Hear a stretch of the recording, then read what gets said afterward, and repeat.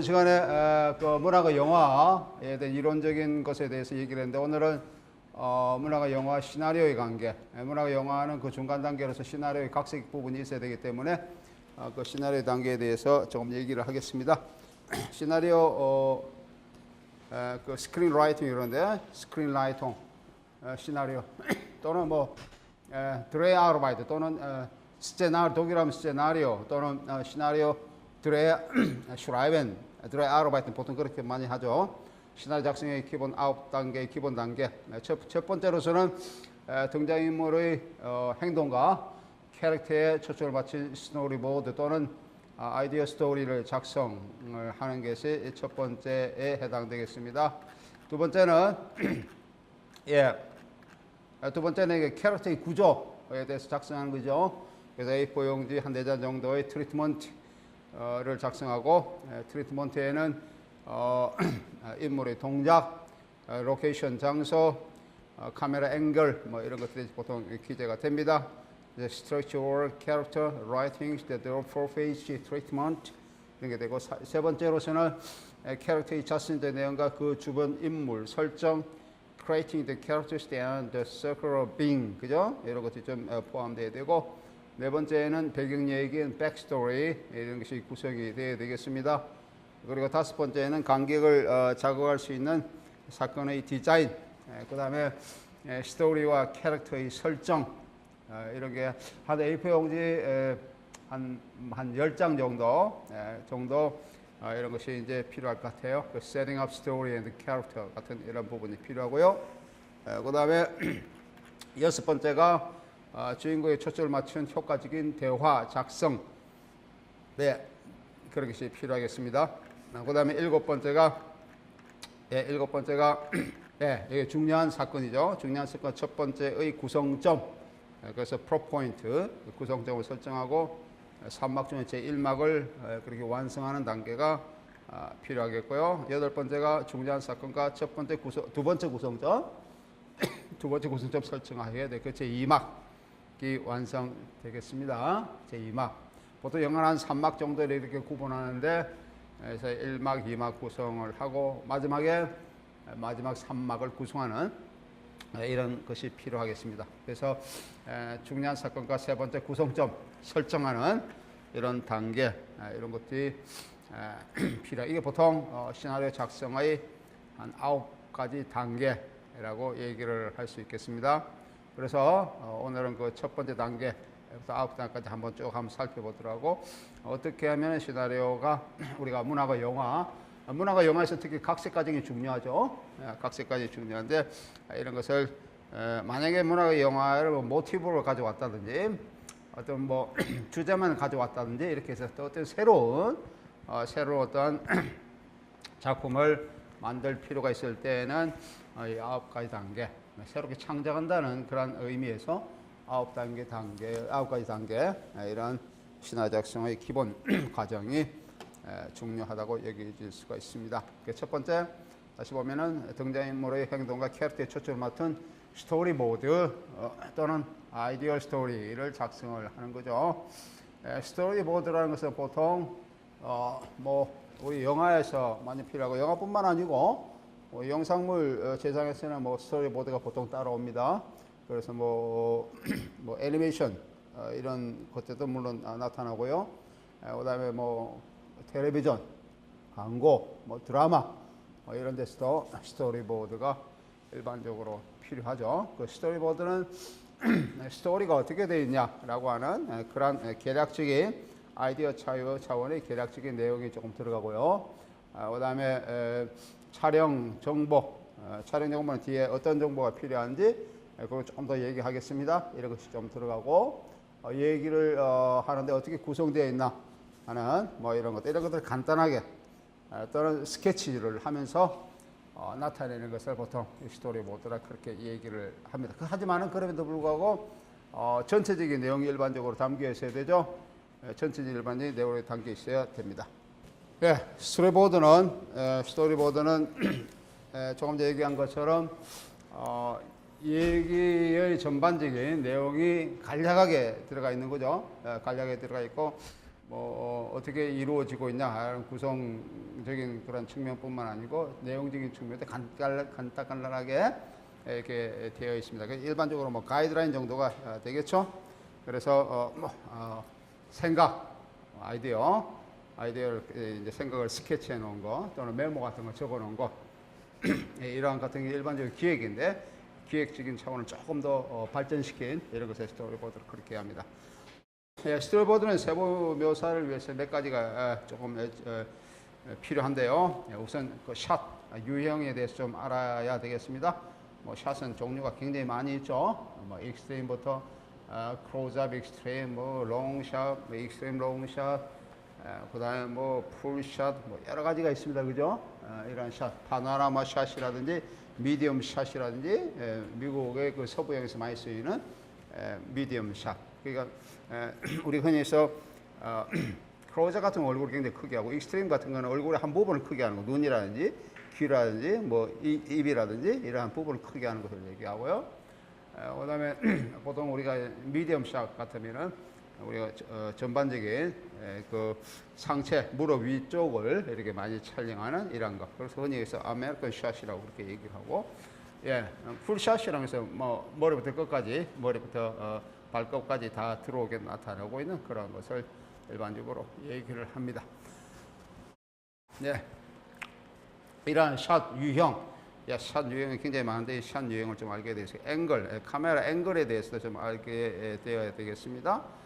그래서 뭐 하이 앵글이냐, 로우 앵글이냐 하는 그런 앵글의 유형을 얘기하죠. 하이 앵글은 이렇게 인물보다 높은 위치에서 인물을 이렇게 내려다보고 이렇게 하는 거죠. 그래서 로우 앵글은 밑에서부터 올라가는 거예요. 로우 앵글은 밑에서부터 이렇게 그 대상을 이렇게 비추기 때문에 그 대상이 굉장히 우리 흔히 해서 어떤 권위를 나타낼 때 이런 것이 로우 앵글 기법으로 많이 하죠. 그다음에 어떤 예를 들면 우리 전에 뭐 우리 독일 영화에서는 노스페라투 같은 거 있잖아요.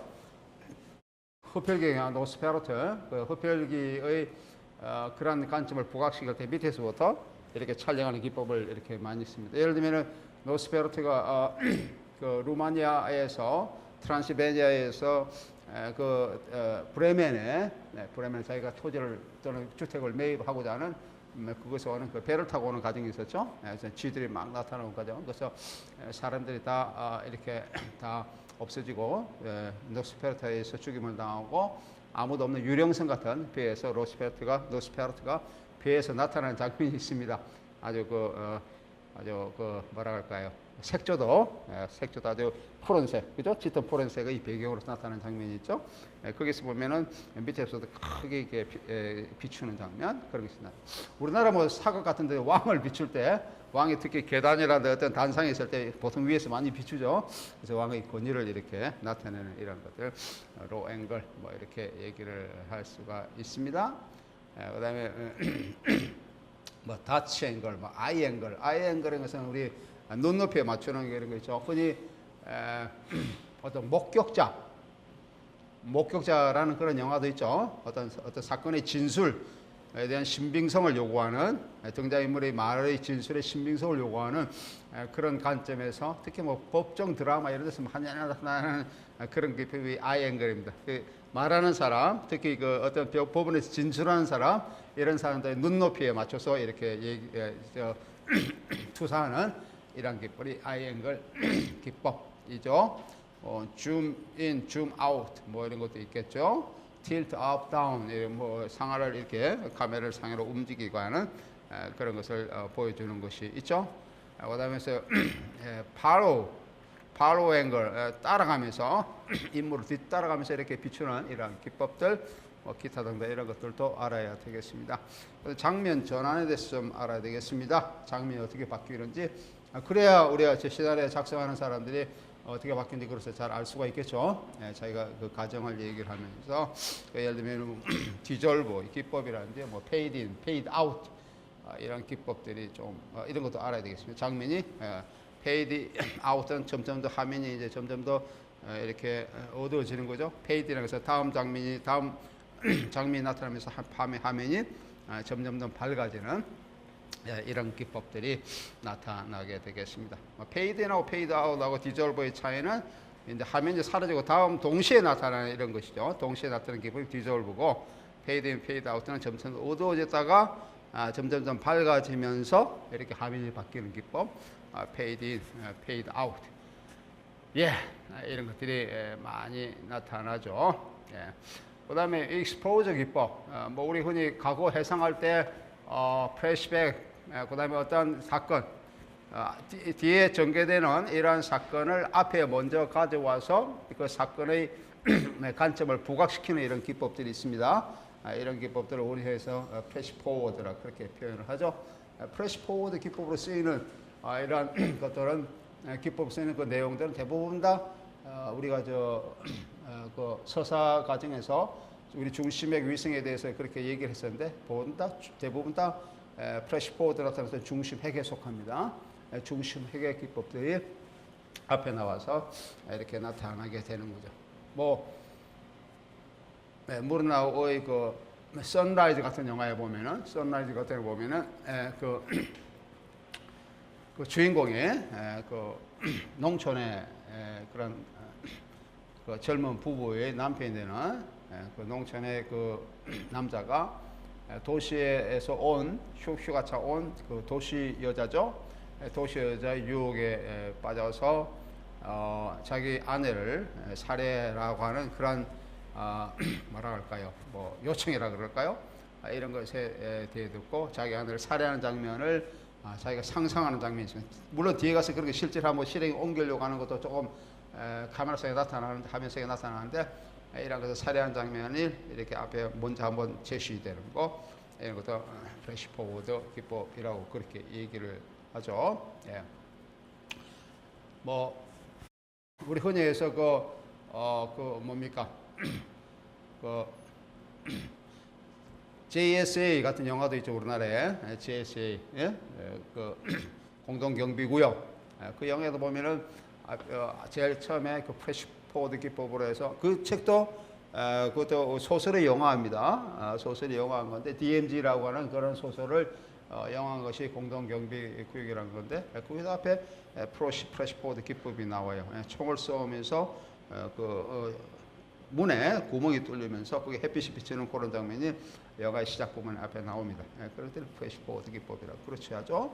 그래서 이런 것들은 보통 플래시백이나 플래시 포워드 기법은 어떤 화면이 이제 바뀌는데 그 화면이 바뀌는 방법 그런 것을 일반적으로 하얀색으로 해서 이렇게 이제 오버 익스포즈 해가지고 화면을 이렇게 바뀌는 그런 것도 있고 아니면은 거꾸로 화면을 완전히 새카맣게 만들어서 또 화면을 바꾸는 기법 뭐 이런 것이 있습니다. 그래서 그 상황이나 서사 내용에 따라서 어떤 것을 선택할 건지 그런 것을 자기가 선택을 하면 되겠습니다. 뭐 이런 것도 우리가 알아야 되겠죠. 장면 전환을 어떻게 하느냐. 예? 그래서 이 시나리오 작가들 또는 문학을 영화하는 각색하는 그런 사람들은 그런 관점, 이런 여가의 기본적인 개념들이죠. 이런 것들 이해를 해야 되겠습니다. 그 다음에 초점을 어디가 가져갈 것인가 뭐 이런 것도 있습니다. 뭐 예를 들어 딥포커스를 갈 것인가. 딥포커스. 그 우리 뭐 독일어 하면 샤펜티프라 그렇게 얘기하죠. 화면에 나타나고 있는 여러 가지 공간적인 그런 깊이가 있는데 어떤 사람이 앞에 앉고 뒤에 앉고 뭐 제일 마지막에 앉고 이런 것을 한 분에 비출 때 초점이 같이 그 공간적 깊이에 상관없이 한 가지 초점으로 가져가는 거 이런 것을 이제 딥포커스로 그렇게 얘기를 하죠. 그래서 이미지 현실 효과를 굉장히 높이는데 많이 기용되는 방법이 이 딥포커스 기법입니다. 그래서 우리 그 포스트 모더니즘의 정신분석학, 포스트 모더니즘의 정신분석학의 영화 이론의 그 디스포지티브 시어리라고 하는 그런 이론이죠. 장치 이론이라고 그렇게 하는데 그 장치 이론에서 이렇게 딥포커스 상당히 많은 관심을 기울이고 있습니다. 그렇게 왜 그렇게 하냐면 이데올로기, 흔히 얘기해서 영화의 이데올로기 내지는 스크린 이미지의 이데올로기 효과를 높이게 하는 그런 방법으로서 나타나고 있다라고 그렇게 얘기를 할 수가 있죠. 예를 들면 뭐 오슨 웰즈의 시민 케인 같은 그런 영화, 오스미드 시민 케인 같은 데 디포크스에 많이 이제 사용되고 있습니다. 장 르누아르 이런 영화에서도 역시 마찬가지로 디포커스 기법이 나타나고 있죠. 뭐 쉘러 포커스도 있을 수도 있고, 뭐 시프팅 포커스도 있을 수도 있고, 뭐 이런 포커스 유형이 어떻게 나타날 것이냐라고 하는 것에 대해서 이해를 해야 되겠습니다. 그 다음에 나타나는 것이 이제 뭐 장면 번호를 어떻게 쓸 것이냐, 씬 넘버죠. 장면 번호를 이렇게 가져가는 것도, 내레이션을 어떻게 설정할 것이냐, 이런 것도 좀 알아야 되겠습니다. 그래서 내레이션도 여러 가지가 있죠. 1인칭 내레이터를 사용하느냐, 2인칭 내레이터를 3인칭 내레이터를 사용하느냐, 전지전능지 내레이터가 되겠냐, 뭐 기타 등등.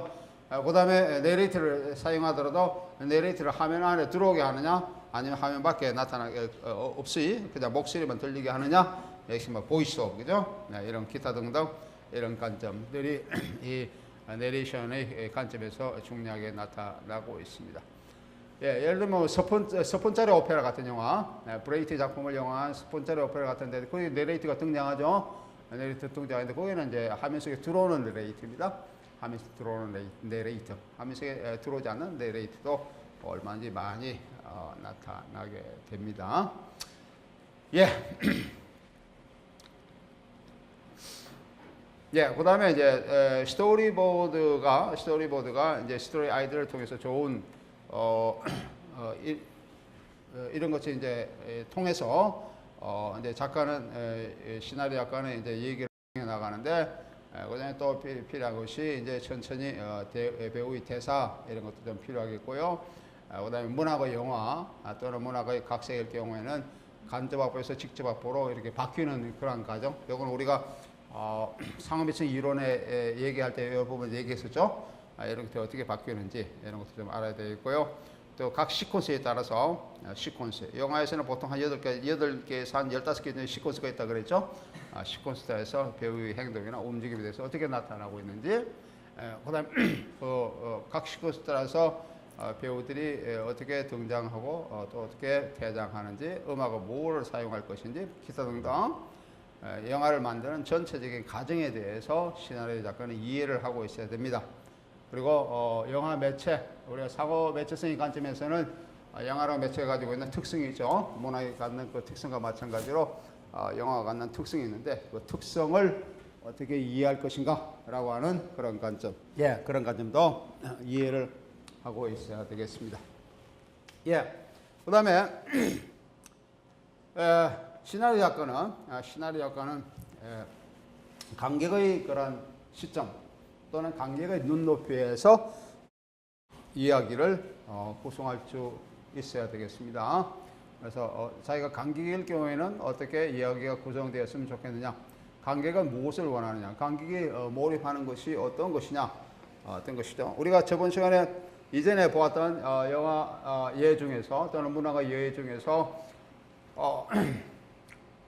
관객의 몰입도 내지는 관객의 긴장감을 가장 잘 유발시킬 수 있는 소설의 유형, 문학의 유형, 그 노벨라고 그렇게 한번 얘기했었죠.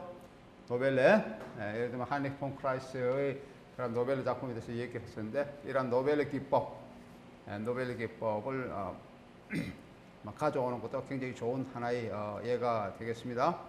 노벨레가 중요한 것 중에 하나가, 긴장감을 높이는 수 있는 방법 중에 하나가, 노벨레는 이때까지 얘기되지 않았던 그러한 것을 소설 속에 가져온다, 그렇게 얘기했죠. 흔히 얘기해서 전대미문의 이야기, 그죠? 전대미문의 얘기를 가져온다, 그렇게 얘기를 했습니다. 예.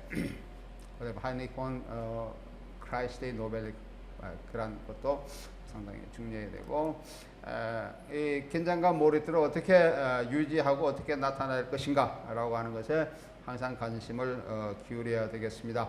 그 다음에 그 서사 과정의 중심액을 어디에 설정할 것인가 라는 것도 신경을 써야 돼요. 중심의 위승액 그렇게 구분을 했는데, 중심액이 서사의 진행 과정이 중요한데 그것을 어디에 가져갈 것인가 라고 하는 그런 관점이 중요합니다. 그런 관점도 이해를 하고 있어야 되겠습니다. 그리고 닫힌 형식일 경우, 얘기 형식에는 크게 나눠서 닫힌 형식과 열린 형식이 있는데, 닫힌 형식에서의 그런 긴장감, 관객의 그런 긴장감 이끌 수 있는 그런 요소, 아니면 또 우리 흔히 브레이트의 관점에서 얘기할 때 그거의 반대가 긴장감을 몰입시키는 이러한 관점과의 반대가 이제 생소화 과정이죠. 관객으로 하여금 거꾸로 화면으로에 빠져들지 않도록 하는 화면의 그런 관점을, 인위적인 관점을 굉장히 노출시키면서 이것이 실제가 아닌 그런 상황이다라고 하는, 또는 어떤 현실의 함이라는 현실에 대한 비판적인 자세를 고취시키기 위한 그런 관점이 이제 우리 흔히 이른바 베르톨트 브레이트의 생소화 과정이라고 그렇게 얘기할 수 있는데, Verfremdungseeffekt죠. Verfremdungseeffekt라고 얘기할 수 있는데, 뭐 이런 것을 닫힌 형식의 한 유형이라고 얘기를 할 수가 있습니다. 뭐 Verfremdung effect는 꼭 닫힌 형식은 아니지만은, 아리스토텔레스 관점에서 얘기하는 닫힌 형식은 아니지만은 고전적인 방법에서 이런 것이 나타난다, 이런 의미로 내가 닫힌 형식을 얘기를 하는 거예요. 그래서 관객의 감정이입과 대비되는 것이 이제 생소화 과정, 이런 것을 어떻게 처리할 수 있을 것인가, 대비되는 극단적인 과정입니다. 물론 그 중간도 취할 수가 있고요. 이런 것이 이제 스토리의 스텔러들이 알아야 할 중요한 부분이다라고 얘기를 할 수가 있습니다. 뭐 브레이트 관점에서 생소화 과정은 우리 독일 영화에서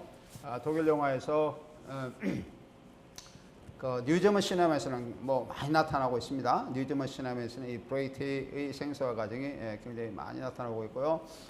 동독 영화에서도 상당히 브레이트의 관점을 많이 이렇게 받아들이고 있습니다. 그래서 동독 영화에서 우리가 문화가 영화로서 대표적인 것을 들라 그러면 젊은 베르트의 슬픔, 이런 것이 이제 동독 영화에서 동독 문화가 영화의 한 예로 얘기할 때 에곤 귄터 같은 사람들이 젊은 베르트의 슬픔을 썼죠. 그다음에 젊은 베르트의 새로운 슬픔이라든지 울리히 프란첸도르프의 젊은 베르트의 새로운 슬픔, 이 사람 작가인데 그것이 또 영화화된 것, 이런 관점에서 이 생소화 과정이 많이 나타나고 있습니다. 뉴저먼 소독의, 그 당시 소독의 뉴저먼 시네마의 대표적인 감독 중에 한 사람으로서 라이너 베르너 파스빈더라는 그런 감독이 있죠. 라이너 베르너 파스빈더의 영화 중에 이 브레이트의 관점의 생사화 과정을 표현시키는, 노출시키는 그런 영화들이 많이 있습니다. 뭐 예를 들면은 우리가 잘 알고 있는 그 뭐 영화들이 이제 파스빈더 영화들이 많지 있죠. 뭐 라이너 베르너의 그 영화 중에 라이너 베르너 파스빈더 영화 중에 그 많이 있습니다. 불안은 뭐 영혼을 잠시 간다, 이런 것들은 뭐 가장 대표적인 예라고 얘기를 할 수 있고, 그다음에 Warnung for eine Nute라고 얘기할 수 있죠. Warnung for eine Nute, 그런 영화에서도 뭐 성스러운 장녀의 고백인데, 뭐 장녀라는 그런 의미는 나오지는 않습니다. 나오지는 않지만은 영화 제목이 그렇게 되어 있는데, 그것은 베를린이 아니고 뮌헨이죠. 뮌헨의 영화 촬영팀이 모여서 1973년도 영화예요. 1973년도 영화인데, 영화 촬영팀이 모여서 영화를 촬영을 이제 시작할 준비를 하고 있는데, 배우들이 오기를 기다리고 있습니다. 하지만은 주연급에 해당되는 그 배우들이, 촬영팀은 다 도착했는데 배우들이 오지 않으면서 지연되는 그 과정에서 배우들 간의 그런 뭐 분위기라든지, 그 촬영팀의 분위기라든지, 뭐 기타 등등 그 사람들의 그런 뭐 대인 관계라든지 이런 것을 보여주고 있는 것이 그런 영화입니다. 이런 영화들은 그대로 영화 제작 과정을 노출시킴으로써 이런 생소 과정의 효과를 높이는 이런 것을 드러내고 있습니다. 열린 형식의 경우에는 포스트 모더니즘의 그 층에서 열린 형식의 것들이 많이 나오죠. 혼합적 내지는 단편적 서사를 설정할 수 있는 그런 스토리가 요구되고 있습니다. 뭐 열린 형식, 포스트 모더니즘의 그런 영화에서, 특히 포스트 모더니즘의 층에서 나타나고 있는 문화가 영화에서는 뭐 상당히 많은 종류가 조금 전에 얘기했던 이 열린 형식의 기법을 취하고 있습니다. 그리고 어떤 중심의 그 사건들이 이제 굉장히 많이 노출되고 있는데 중심의 사건 노출되는 이 중심의 사건이 성취하는 것이 불가능해서는 안 되죠. 불가능해서는 안 되고 성취할 수 있는 그런 과정. 많은 역경이 놓일지라도 그것을 이겨낼 수 있는 그런 것이 필요하다라고 하는 겁니다. 내가 조금 있다가 아니면 또 우리가 다음 시간에 해당될지 모르겠지만은 흔히 여기서 그 보글러, 흔히 이른바 영웅의 스토리텔링, 영웅에 관한 영웅 영화에 관한 스토리텔링의 그런 기본 구조라고 하는 그런 12단계라고 하는 이런 신화적인 단계가 있는데요. 거기에 대해서 내가 여러분한테 도표도 나눠주면서 조금 더 자세히 영화를 예를 들면서 또 설명을 하게 되겠습니다. 이 부분에 대해서는. 예. 그래서 스토리는 관객의 그런 긴장감, 그죠? 긴장감을 이끌고, 그 다음에 영화에 몰입할 수 있도록 이런 것이 이제 필요하죠. 그것을 필요하기 위해서는 위한 조건이 닫힌 형식의 경우와 열린 형식의 경우 각각 달리 이렇게 접근해야 된다라고 얘기를 할 수 있습니다. 결말은 우리 흔히 얘기해서 비극의 경우일 때는 파국으로 나타나고 있죠. 비극적인 영화에서 파국을 나타내고, 우리가 흔히 얘기해서 유토피아적 영화 또는 코미디 영화 에서 보통 이제 해피엔딩으로 많이 끝나죠. 근데 우리 그 중간 단계가 되는 부분이 희비극이라는 그런 영화 장르가 있습니다. 희비극. 그래서 희극적인 요소가 많이 들어오지만은 결국은 끝에 종말에서는 비극으로 끝나는 그런 것들이 희비극의 관점이죠. 이런 희비극의 관점. 이런 결말은 희극이냐 비극이냐 희비극이냐 넓은 의미에 그렇게 얘기를 할 수가 있습니다. 우리가 비극적인 요소는 우리 비극적인 요소를 흔히 얘기해서 고대 그리스의 비극에서는 파토스라는 그런 용어를 많이 쓰는데, 파토스, 그죠? 들어봤죠? 영어에서는 흔히 페이소스라는 그런 표현을 쓰고 있어요. 페이소스, 파토스. 파토스는 뭐라 그럴까요? 비극인데 흔히 얘기해서 비장감을 불러일으키는 비극이라고 그렇게 얘기할까요? 아주 숭고한 감정이 비극적인 파국을 맞아가지만은 맞이하는 과정에서 숭고한 감정이 동원돼서 결국은 점차적으로 이렇게 몰락의 길을 걷게 되는 이런 것들이 우리의 파토스적 그런 과정이라고 그렇게 얘기를 할 수가 있습니다. 우리 그 고대 그리스 비극에 나타나고 있는 이러한 것들은 대부분 다 이 파토스를 드러내고 있죠. 소포클레스든지 아히로스든지 에오리피데스라든지 이런 3대 고대 그리스의 비극 작가에서 나타나고 있는 이런 작품들은 이런 파토스를 굉장히 강하게 드러내고 있는 경우입니다. 두 번째로 이제 캐릭터의 구조에 대해 잠깐 보겠습니다. A4 정도, A4 용지 한 4장 정도, 4장에 5장 정도 이런 식으로 우리 트리트먼트를 보통 작성을 많이 합니다. 트리트먼트에서는 그 동작의 인물의 동작, 그 다음에 촬영 장소, 로케이션 장소, 아까 얘기했던 카메라 앵글 이런 것들이 조금 더 구체적으로 나타나게 되겠죠. 세 번째 단계에서는 캐릭터의 내용과 그 주변 인물이 설정되기를 원하고 있습니다. 이제 그 인물 이제 그 사람이 도입부에서 인물에 대해 소개를 보통 이렇게 하게 되죠. 그래서 어떻게 소개를 할 것인가? 관객에게 소개를 한다는 것은 관객에게 그 인물에 대해서 정보를 줘야 되는데 정보를 주는 과정이 앞부분에서 천천히 나타나게 되는 것이죠. 그 다음에 그 캐릭터 주변에 우리가 흔히 주인공 없는 그런 스토리도 있습니다만은 일반 주인공이 있다 그럴 때는 주인공의 주변 인물을 어떻게 설정할 것인가 라고 하는 그런 부분이 이 세 번째 단계에서 들어와야 합니다. 네 번째 단계에서는 배경 이야기인 이른바 백스토리죠. 백스토리 구성이 나타나야 되겠습니다. 배경 이야기. 다섯 번째는 관객을 자극할 수 있는 어떤 사건이 이제 구체화 좀 돼야 되겠습니다. 사건을 이제 구체시키죠. 그래서 스토리와 캐릭터를 이제 설정하면서 어떤 사건이 이렇게 들어오면 흔히 얘기해서 문화가 영화 얘기할 때에는 그 시각화 과정입니다. 사건 내용의 시각 과정을 어떻게 설정하면 좋을 것인지에 대한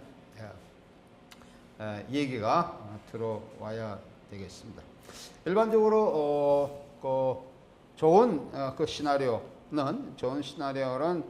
어떤 자기가 주제를 드러내고자 하는 그러한 관점, 주제를 드러내고자 하는 관점을 주인공으로 하여금 그렇게 드러나게 하는 것이 아니고 관객으로 하여금 그것을 이해하도록 만드는 이런 작가가 좋은 시나리오 작가라고 그렇게 얘기를 할 수가 있습니다. 자기가 흔히 얘기해서 드라마 작가는 자기가 작품 속에서 얘기하려고 하는 그런 부분이 있겠죠. 우리 그것을 흔히 주제라고 얘기하는데 그 주제를 자기가 얘기 전체 속에서 나타나는 주제를 주인공들의 또는 등장인물들의 그런 입을 통해서 이러한 주제를 노출시키는 것이 아니고 그것은 이제 좀 감추는 그런 것이죠. 감추면서 관객들이 영화를 보면서 이 영화의 주제는 어떤 것이다 라고 그렇게 이해하도록 만드는 그런 것이 중요하다라고 하는 겁니다. 주제는 일반적으로 텍스트 속에 다 들어가 있습니다. 주제를 경우에 따라서는 제목에 노출시키는 경우 주제, 영화 제목이 있겠죠. 뭐 문학 작품도 제목이 있는데 문학 영화에서 그 제목에서 특히 영화 제목에서 그것을 노출시키는 경우도 있겠고 아니면은 관객으로 하여금 그것을 이해하는 과정에서 이런 주제가 이게 무엇인지 이렇게 드러나게 하는 그런 방법도 있습니다. 어떤 영화의 경우에서는 영화를 다 보았는데 특히 문학의 영화를 다 봤는데 도대체 이 작가가 말하려고 하는 그런 주제가 뭔지 조금 애매한 경우, 흔히 얘기해서 열린 결말을 나타내고 있는 그런 경우에서는 이런 경우도 있을 수가 있습니다. 그러니까 중요한 것은 등장인물로 하여금 직접적으로 그것을 드러내게 하는 것은 그렇게 좋은 방법이 아니다 라고 그렇게 얘기를 할 수 있죠. 그 다음에 그 메인 플롯, 서브 플롯, 우리 흔히 해서 중심액, 위성액 이렇게 있는데 일반적으로 주제는 중심액에서 보통 나타나야 됩니다. 위성액에서 이렇게 흔히 보조적으로 쓰이는 그런 부분에서 주제가 드러나서는 좀 곤란하고 중심액을 흘러가는 데서 주제가 뭔지 그런 것을 드러내야 되겠죠. 그래서 어떤 그 주제가 드러나는 과정에 우리가 흔히 체험문학의 경우가 있어요. 문학의 체험문학, 엘레피니스 디히팅이라 그렇게 얘기할 수 있는데 그 체험문학에서는 작가가 체험하는 내용을 전달할 수도 있고요. 어떤 뭐 주제에서는 1인칭 주제 같으면은 1인칭 서사자가 있죠. 화자가 이렇게 얘기를 전달하는 방법이 있습니다. 뭐 그러면서 그렇게 이제 얘기를 쭉 전달하면서 관객으로 하여금 그것을 이해하게 만드는 주제가 뭔지 알게 하는 그런 관점을 나타내기도 합니다. 네. 그다음 여섯 번째에서는 주인공의 초점을 맞춘 효과적인 대화가 작성이 되어야 되겠습니다. 우리 대화를 이제 얘기를 할 때, 대화 작성할 때 초점이 이제 주인공이 보통 맞춰져 있죠. 주인공에 맞춰진 초점을 가지고 어떻게 대화 방식을 이끌어 가느냐라고 하는 이런 부분들이 대화를 효율적으로 작성하는 부분이 된다 이런 뜻입니다. 주인공을 어떻게 설정할 것인가 이러는 것도 상당히 중요합니다. 주인공을 어떻게 설정할 것인가. 주인공은 일반적으로 스토리, 시나리오 전개 과정에서 전개하면서 주인공이 하고자 하는 이른바 주인공 욕망이죠. 주인공 욕망도 함께 사건의 전개와 함께 발전하는 것이 일반적입니다. 우리가 앞에 보았던 무르나의 파우스트 같은 영화에서 세상의 구원에 관한 파우스트의 욕망이 이제 그게 나타나고 있죠. 파우스트는 굉장히 커다란 아주 웅대한 욕망을 거기서 보여주고 있습니다. 자기는 이 세상의 모든 우리 흔히 그 밤의 장면이라는 것을 한번 봤었죠. 파우스트의 작품의 밤의 장면, 그죠? 나크트스제네라고 하는 봤는데 밤의 장면에서 그 세계 종말의 그러한 이미지 속에 또는 역병이 막 이렇게 현실에 파고드는 가운데 사람들이 막 죽어가면서 자기에게 구원의 그런 치유법을 요구하는 그 사람들의 그런 요청, 시대적인 요청이죠. 이런 것을 자기가 이루지 못한 것에 대한 절망, 좌절 이런 것에 파우스트가 빠지면서 이 지령, 악마의 세계에 자기가 접근하는 과정을 보여주고 있습니다. 뭐 이런 것들도 이제 우리 욕망의 과정에서 뭐 주인공 파우스트가 주인공인데 그 과정에 보면은 이제 세상의 구원에 관한 파우스트의 욕망이 드러나고 있고 드러나게 되고 그다음에 이제 악마와의 계약이 이루어지고 그리고 구원하는 뭐 이런 과정이 나타나고 되죠. 예, 뭐 우리가 앞에 봤던 프리츠랑의 리벨룬게도 마찬가지입니다. 프리츠랑 리벨룬게에서도 주인공의 그런 욕망은 스토리 전개와 함께 같이 이렇게 전개해 나가는 것을 보았습니다. 그 리벨룬게에서의 그 누굽니까? 지그프리드죠. 지그프리드는 그 크리밀트라고 하는 크리밀트라고 하는 그 왕국, 그 왕국의 그 군터라고 하는 왕이죠. 군터 왕의 그런 동생인 크리밀트와 결혼하고자 하는 이른바 결혼의 모티브가 굉장히 강하게 드러나오는 그런 과정이죠. 그런 과정이 이제 욕망이 점점 더 스토리 전개되면서 같이 전개되는 것을 그렇게 보아왔습니다. 그리고 주인공은 자기가 그 이루어 나가는 과정이 성취할 수 있어야 된다라고 하는 겁니다. 성취할 수 있어야 되는 그런 것이 돼야 관객도 거기에 같이 반응을 하면서 긴장감을 유발하지 성취할 수 없는 과도한 것은 그런 좋은 스토리가 되지 않는다라고 하는 것입니다. 그 열망은 주인공이 이렇게 욕망을 가지게 되는데 그 욕망은 상당히 강할수록 긴장감이 같이 강조되고 있다. 긴장감이 같이 상승하는 그런 구조를 지니고 있다라고 얘기를 할 수가 있습니다. 예, 주인공이 그 욕구, 추구, 욕망의 추구죠. 주인공의 욕망의 추구는 가정에서는 이제 보통 장애물로 보통 나타나는데 이런 장애물에 대한 이런 극복 과정도 역시 마찬가지로 긴장감을 굉장히 많이 이제 유발시키고 우리 흔히 얘기해서 다친 형식의 경우에서는 얘기의 흐름이 커다란 흐름으로 이어나가야 되는데 이런 흐름이 분명하게 나타나야 그 긴장감도 흔히 같이 이렇게 뒤따라오는 그런 과정으로 보여질 수가 있습니다. 결국은 장애물이 나타나고 주인공은 욕망의 과정에서 나타나고 있는 자기가 이렇게 욕망을 성취해 나가는 과정에 여러 가지 협력자 내지는 조력자들이 등장하고 또는 뭐 방해하는 사람도 등장하죠. 등장하고 그다음에 이제 여러 가지 장애물이 나타나고 되는데 이러한 장애물을 맞서 싸워서 나중에 승리하는 그러한 관점을 보여주는 것이 일반적으로 좋은 스토리를 이루고 있다라고 얘기를 할 수가 있습니다. 주인공이 꼭 시대적인 그런 요구에 부응하는 주인공이 되어야 되느냐라고 하는 것도 조금 이제 그렇지 않은 경우도 많이 나타나고 있죠. 이러한 관점에 대해서 다시 말하면은 우리가 흔히 얘기해서 꼭 시대적인 요구에 부응하는 선인만이 주인공이 되느냐라고 하는 겁니다. 악인도 주인공으로 나타나는 경우도 있죠. 그 악인이 주인공으로 나타나는 대표적인 경우가 우리에서 공포영화 같은 데서는 악인들이 보통 주인공으로 많이 나타나게 됩니다. 그죠? 호러 필름 같은데 뭐 흡혈귀 노스페라투 같은 것도 역시 마찬가지로 뭐 악인의 부류죠. 악인의 부류가 주인공으로 나타나고 하는 경우에도 이러한 예가 됩니다. 꼭 주인공이 아니더라도 주인공보다 못한 아류 뭐 이런 사람들도 얼마든지 주인공의 역할을 맡을 수가 있습니다. 일반적으로 좋은 스토리는 아까 얘기했던 주인공 인물이 갈등의 구조 속에 보통은 다 갇히게 되죠. 갈등이 있어야만 이제 긴장감을 드러내는데 그 갈등의 구조가 극한으로 치달을 때 일반적으로 좋은 스토리가 형성될 수가 있다라고 얘기를 할 수가 있습니다. 뭐 극한이라는 것은 그 삶과 죽음이죠. 삶과 죽음의 그런 양극단 사이에 오가는 그런 갈등을 유발시킬 때 일반적으로 좋은 스토리를 낼 수가 있다라고 얘기를 할 수가 있습니다. 우리가 이전에 봤던 카사브랑카 같은 영화 있었죠. 봤었죠? 카사브랑카 같은 영화에서는 역시 마찬가지로 삶과 죽음이 극단적으로 다뤄지고 있는 경우입니다. 거기서는 사랑과 죽음의 그 관계를 다루고 있죠.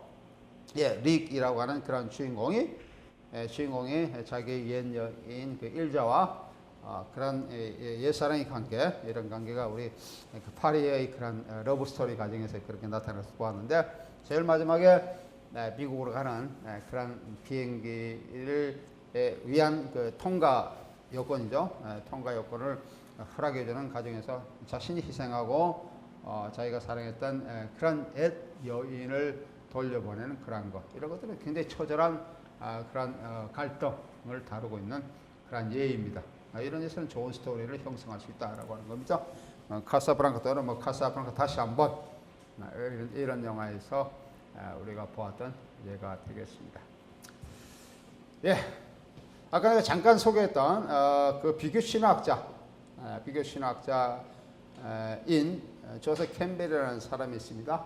조세 캠벨, 흔히 그 스토리에 관한 얘기, 시나리오 작성이라지 스토리 구성에 관한 얘기를 할 때 뭐 거의 흔히 등장하는 그런 이론적인 배경을 보여주고 있는 이 사람이 이제 조세 캠벨이라고 하는 비교 신학자가 있는데요. 이 사람의 책도 뭐 여러 가지 많이 썼습니다. 많이 썼는데 이 사람 책 중에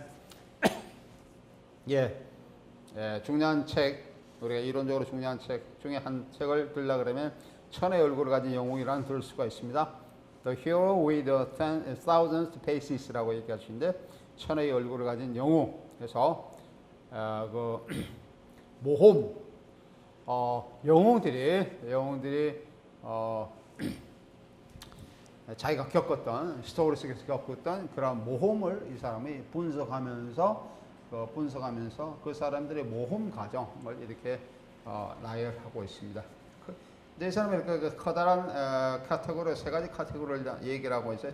첫째가 출발과 분리의 카테고리를 얘기를 하고 있고, 두 번째가 하강, 입문, 통과의 카테고리를 얘기하고, 세 번째가 귀향의 카테고리를 얘기를 하고 있습니다. 이제 이 세 단계를 압축해서 세 단계를 조금 더 크게 얘기해 보면은 이 사람은 이걸 19단계의 과정을 얘기를 할 수가 하고 있습니다. 그런데 일반적으로 이 세 가지로 나누는 부분이 있죠. 출발, 분리, 하강, 입문, 통과, 귀환, 이런 세 단계, 이런 것들이 흔히 얘기해서 영화에서 또는 시나리오 구조에서 산막 구조를 보통 형성하는데 이렇게 많이 이제 도입되고 있는 부분입니다. 우리 영화에서 보통 산막 구조를 얘기할 때 이렇게 세 가지를 나눌 수가 있죠. 1막, 2막, 3막. 그래서 보통 1막에서는 아까 내가 얘기했던 구성점, 프로 포인트가 보통 1막 마지막에 또는 뭐 3막 처음에 보통 이렇게 두 가지를 한다 그러면은 이렇게 이제 들어오게 되는데, 이 사람은 여기에 나오는 세 가지의 단계를 일단 이렇게 설정을 하고, 여기에 대해서 총 19가지의 과정으로 조금 세분화하고 있습니다. 그 19가지 잠깐 볼까요?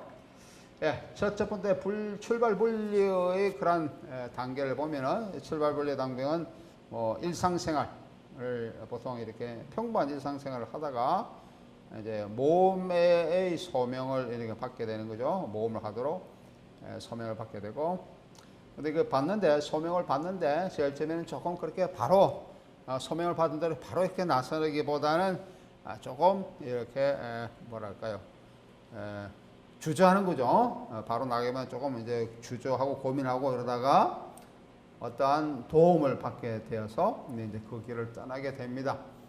도움을 받게 돼서. 도움을 받는 것은 뭐 초자연적인 뭐 그런 것이 있을 수도 있고, 아니면 어떤 다른 단계도 있을 수가 있습니다.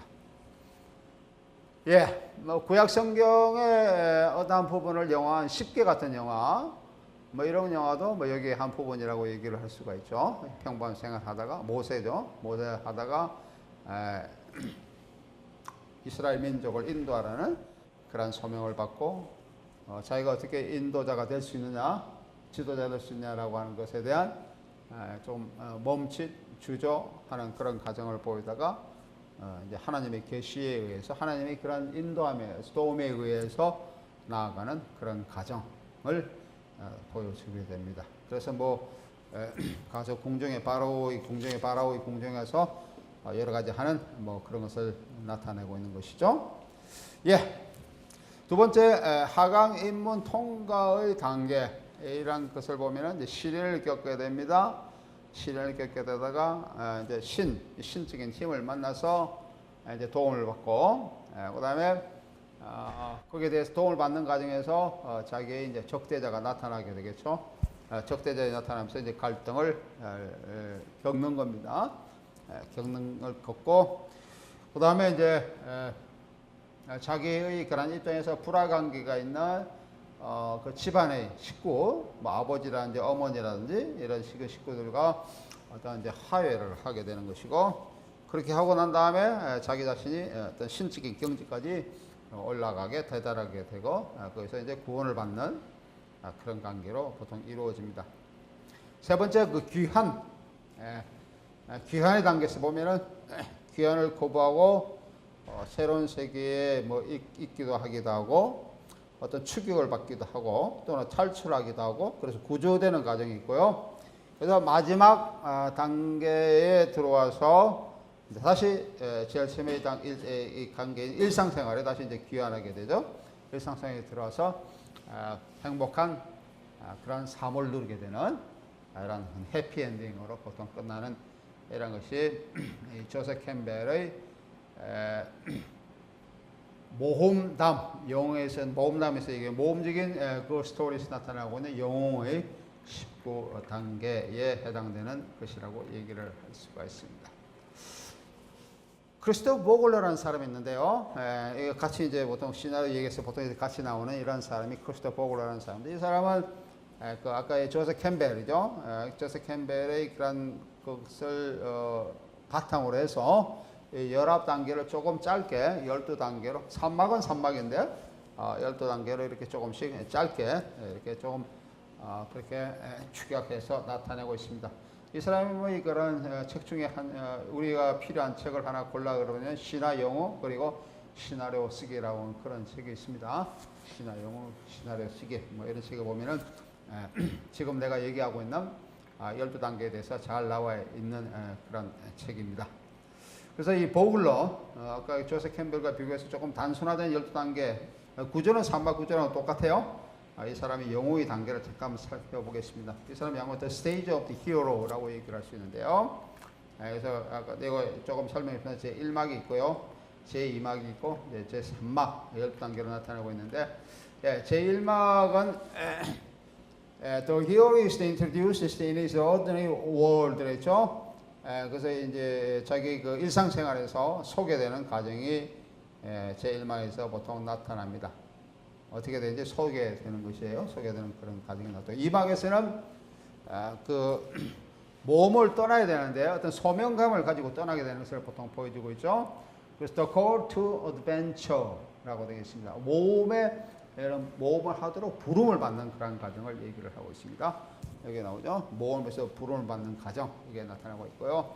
세 번째가 아까 마찬가지로 조셉 캠벨과 마찬가지로 소명을 거부하죠. 약간 이렇게 주저거리고 이렇게 하는 거. 그래서 the hero is the reluctant at first. 처음에는 좀 reluctant, 조금 이렇게 그죠? 독일어면 째그런트가 되겠습니다. 조금 이렇게 째그런, 좀 주저하는 그런 것을 나타내고 있고요. 네 번째가 스승의 도움을 받아서 스승, 어떤 또는 조력자의 도움을 받아서 이제 길을 떠나게 되는 과정을 보여주고 있습니다. The hero is encouraged by the wise old man or woman. 아주 현자죠. 나이가 든 현자를 통해서 격려를 받는 이런 과정이 나타나고 있고, 그 다음에 다섯 번째 가지가 이제 관문을 통과하는 겁니다. 첫 관문을 통과하는 것이죠. The hero passes the first threshold. 그래서 첫 관문을 통과하는, 그래서 모험의 길로 접어드는 거. 이게 이제 1막 과정에 보통 많이 나타나고 있는 경우입니다. 예, 2막을 볼까요? 2막에서는 이제 시험에 부딪히는 과정을 나타내고 있죠. 시험에 부딪히고 해서 부딪히는 과정에서 협력자 내지는 적대자를 만나는 그런 것을 보여주고 있습니다. 우리 요 관계는 우리 전에 보았던 그 니벨룽겐의 과정도 이 과정으로 우리가 대비해 보면은 잘 우리가 적절하게 이렇게 적용시킬 수 있는 부분입니다. 예, 협력자와 대적자를 만나게 되죠. 뭐 협력자라 그러면은 크리밀트 같은 지그프리드 같은 경우는 협력자는 크리밀트를 얘기할 수 있고 적대자 그러면 군터 그죠? 그다음 하겐 이런 사람들은 적대자에 나타나게 되겠습니다. 그래서 hero encounters the test and helpers가 되죠. 어떤 시련을 겪든지 아니면은 도움을 주는 조력자를 이렇게 이제 만나는 그런 과정이 되겠습니다. 일곱 번째는 동굴 깊은 곳에 접근하는 과정입니다. 그래서 두 번째 그 관문을 통과하는 것이죠. 그래서 the hero reaches the innermost cave, 아주 깊은 동굴에 들어가는 그런 경우, 이런 것이 이제 일곱 번째 단계고요. 여덟 번째는 시련을 이겨내는 그런 과정입니다. 이제 시련이 오죠. 그 시련을 극복하는 과정. The hero endures the supreme ordeal. 그렇습니다. 어떤 시련, 아주 시련도 아주 고귀한 또는 높은 또는 숭고한 그런 시련을 견디는 이런 과정이 나타나고요. 아홉 번째가 그것을 견딤으로 인해서 보상을 받게 됩니다. 그래서 hero seizes the sword, 그죠? 보상을 받게 되는 그런 과정이 이게 2막 과정입니다. 1막은 일상생활 소개되어서 관문을 통과하는 이런 것이 이제 뭐 1막이고 2막에서는 이제 그 시험을 해서 이게 흔히 이제 사건의 중심이 되는 거죠. 시험을 통해서 이제 보상을 받게 되는 그런 과정을 나타내게 됩니다. 우리가 시나리오를 한 뭐 영화를 한 120분, 2시간이나 한 120분 정도 본다 그러면은 앞에 한 30분, 시나리오도 한 120장 정도로 보통 그렇게 얘기한다 그러면은 앞에 30장이 1막이 되겠고요. 60페이지부터 90페이지 정도, 아니죠. 30페이지부터 90페이지, 한 60장 정도죠. 영화로 치면 한 60분 정도 해당되는 것이 2막이 되겠습니다. 제일 마지막에 90분 해서 마지막 120분, 30분 정도. 그러니까 시나리오에서도 마찬가지입니다. 앞에 첫 4분의 1이 한 30분 내지는 30페이지 정도가 제1막. 그 다음 중간에 해당되는 그 절반 정도죠. 4분의 2. 그 부분이 30페이지 또는 30분부터 90페이지 또는 90분까지가 제2막. 마지막에 4분의 1, 90페이지부터 120페이지 또는 90분부터 120분까지. 그게 3막에 해당되는 부분이라고 얘기를 하면 되겠습니다. 이 부분은 지금 내가 얘기하는 이것은 그 두 번째 4분의 2에 해당되는 그런 2막에 해당되는 부분이 되겠습니다. 마지막에 그 3막 부분에 일상생활로 이제 귀환으로 다시 이제 되돌아오는 거죠. 흔히 해서 로드백이라 그렇게 얘기하고 있는데, 또 로드백. 그래서 세 번째 관문을 이제 지나게 되면서 부활, 다시 태어나는 것이죠. 죽음의 그런 경지까지 갔다가 다시 일상생활 돌아와서 다시 태어나는 리서렉션이죠. 리서렉션을 경험하고 그 다음에 이제 일상생활을 다시 이제 귀환합니다. 자기의 그런 이미지도 바뀌었습니다. 이전의 이미지와 달리 승자, 그죠? 승리자의 그런 이미지로 이렇게 다시 되돌아옵니다. 그래서 마지막에는 이제 부활 과정에서 다시 이제 되돌아오는 Return with the Elixir라고 하는 그런 과정을 보여주고 있습니다. 이것이 보글러, 크리스토퍼 보글러의 12단계, 그러니까 시나리오의 과정의 12단계를 얘기를 하고 있는 그런 것이죠. 이거는 뭐 시나리오 공부라든지 우리 흔히 해서 스토리텔러라는 공부하는데 뭐 굉장히 많이 알려진 그런 과정이에요. 많이 알려진 책이기도 하고요. 그래서 이 두 책은 여러분들이 이제 시나리오의 관점에서 공부를 할 때 반드시 필요한 그런 책입니다. 천의 얼굴을 가진 영웅이라든지 조세 캠벨의, 그 다음에 두 번째 크리스토퍼 보글러의 신화 영웅, 그리고 시나리오 쓰기, 이 부분은 굉장히 중요한 부분이라고 얘기를 할 수가 있어요. 아까 장애물 얘기를 좀 한다 그러면 장애물이 갈등을 유발하고 있는 굉장히 중요한 요소죠. 그 시나리오의 작성에 있어서 장애물 설정은 굉장히 필수적입니다. 장애물은 주인공 또는 캐릭터가 사건의 진행 과정에서 항상 욕망을 가지고 있는데, 어떠한 유형의 욕망을 가지고 있는데, 뭐 모험이라든지 욕망이라든지, 뭐 구원의 욕망이라든지, 뭐 기타 등등, 뭐 어떠한 욕망을 가지고 있는데, 뭐 만남의 욕망이라든지 이런 욕망을 가지고 있는데 이런 욕망을 진행하는 과정에서 방해되는 것이죠. 네, 방해되는 이 장애물이 반드시 설정이 돼야만 뭐 긴장감을 유발시키고 관객의 관심을 끌 수가 없습니다. 장애물이 없는 장애물 설정이 없는 스토리텔링은 그건 뭐 좋은 스토리텔링이 아니다라고 얘기를 할 수가 있습니다. 네, 장애물은 반드시 된다. 장애물은 사람일 수도 있고 아니면은 뭐 사물일 수도 있죠. 사람일 수도 있고 사물일 수도 있고 아니면은 어떤 단일 어떤 대상이라든지 어떤 사람일 수도 있고 다수 복수가 있을 수도 있습니다. 단수적인 사람 또는 대상일 수도 있고 복수적인 대상 또는 사물일 수가 있습니다. 어떤 집단 자체가 장애물이 될 수가 있겠죠. 뭐 어떤 군대라든지 어떤 마을의 사람이라든지 어떤 지역의 어떤 사람이라든지 이런 것은 다 어떤 다수적인 그런 의미로서의 장애물이 나타날 수가 있습니다. 뭐 개토 같은 거죠. 유대인의 개토 이런 것들이 우리 그 표현주의 영화에서는 개토의 이런 형성, 개토이라는 것은 어떤 주민의 그런 집합체가 되겠죠. 유대인들이 모여 사는 주민의 집합체 이런 것들은 다수죠. 집단 주민 마을의 다수가 장애물로 나타나게 됩니다. 장애물이 이제 설정되는데 하나의 장애물이 나타날 수도 있고 어떤 장애물이 여러 개 나타날 수 있습니다.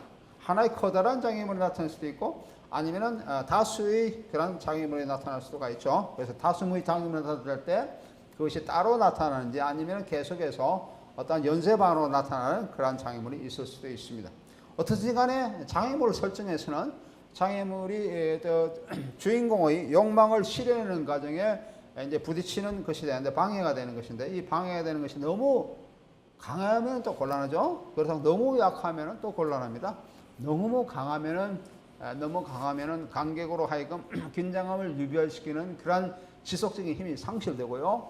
너무 약하면은 관객으로 하여금 긴장감을 유발시키는 그 힘이 너무 약하게 됩니다. 그래서 어느 정도 적절한 그 스토리의 내용에 따라서 스토리의 구성에 따라서 적절한 장애물이 설정되어야 된다라고 하는 것이죠. 장애물이 반드시 극복되어야 되느냐? 일반적으로 많은 스토리텔링에서는 장애물이 일반적으로 극복되기도 하지만은 극복되지 않은 채 남아있는 장애물도 있을 수도 있죠. 장애물 그 자체로 세우는, 장애물 그 자체가 끝까지 투쟁하는 그런 과정, 이런 과정은 스토리 얘기에 얼마든지 나타날 수가 있습니다. 예를 들면 우리가 니벨룽을 다시 들어와가지고 지그프리드는 영웅인데 우리 1막에서 보듯이 영웅이 마지막에 그 장애물을 극복하지 못하고 죽임을 당합니다. 그죠? 하겐이라고 하는 또는 군토와 이렇게 같이 조력한 그 적대적인 조력자죠. 적대적인 조력자에서 죽임을 당함으로써 우리가 보았듯이 1막에서는 그런 장례식 장면으로 이제 보통 끝나게 되는데 지그프리드의 죽음의 그런 마지막 부분에서 장례식으로 끝나게 되는데 이런 경우에 보면은 장애물이 극복되지 못한 채로 남아 있는 것이죠. 그래서 이 마지막까지 장애물 싸우는 과정이 이제 중요하게 묘사되는 그런 것이라고 얘기를 할 수가 있습니다. 그럼에도 불구하고 그 니벨룽겐 같은 것은 굉장히 좋은 그 독일의 그런 민담 영웅 소설 또는 영웅 문학으로서 굉장히 위대한 그런 그 문학으로 남아 있고 영화도 역시 마찬가지로 그런 영화로 남아 있습니다. 예, 그래서 장애물과 싸우는 그거 자체가 중요하기 때문에 장애물을 극복했느냐 또는 그렇지 못했느냐라는 관계는 우리가 좋은 시나리오를 작성하는데 그렇게 큰 그런 요소가 되지는 않는다라고 하는 부분입니다. 예, 그 다음에 7번째 이유부터 오늘 6번째까지만 하고요. 7번째는 다음 시간에 시나리오 구성의 7번째는 다음 시간에 계속 이어서 얘기를 하도록 하겠습니다. 예, 그만.